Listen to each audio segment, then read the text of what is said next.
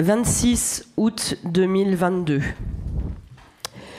Souvenons-nous, ce jour-là, les Stéphanoises et les Stéphanois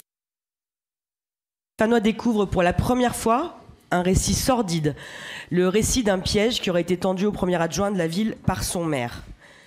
3 ans que les Stéphanoises et les Stéphanois doutent, veulent comprendre ce qui s'est passé entre les murs de l'hôtel de ville depuis que la ville est dirigée par un certain Gaël Perdriau. 3 ans que la ville vit au rythme des révélations, des interdictions de médias, des gardes à vue et autres tentatives de diversion. 3 ans que dans la majorité municipale, on hésite entre règlement de compte à hockey choral et courage Fillon.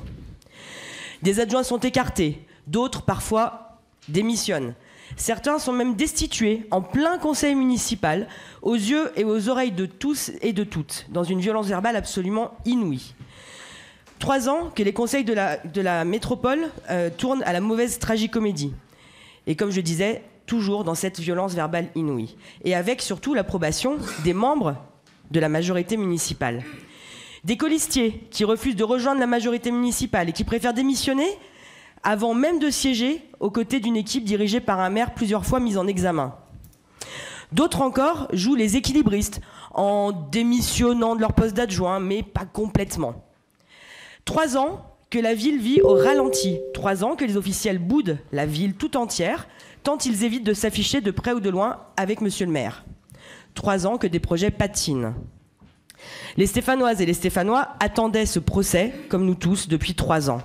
Et pour nous faire patienter, eh bien le maire nous avait promis des vérités. On allait voir ce qu'on allait voir. C'était tellement énorme que le maire réservait ses révélations exceptionnelles pour la justice. C'était promis, ça allait faire le fameux boom. Ce qu'on retiendra surtout, c'est que 3 ans n'auront pas suffi pour construire un récit alternatif, parce que celui-ci, tout simplement, n'existait pas. Dans l'affaire Virenque, souvenez-vous aussi, Maître Collard avait une enveloppe qu'il brandissait devant les médias en disant qu'il l'ouvrirait le jour du procès pour révéler la vraie vérité.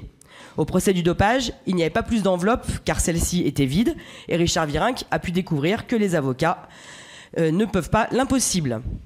Tout au long de ce procès, les Stéphanoises et les Stéphanois ont pu découvrir les éléments du dossier qui ne faisaient que confirmer ce que Mediapart et d'autres avaient publié depuis bien longtemps. Alors aujourd'hui, pas de surprise, le maire, à nouveau, a l'audace de présider ce conseil municipal. Il voudrait nous faire croire que c'est la preuve d'une innocence ou un signe de courage. Mais rester cramponné à ces dernières bribes de pouvoir aux dépens de Saint-Étienne, ce n'est pas du courage. C'est un dernier affront fait aux Stéphanoises et aux Stéphanois, à la ville tout entière.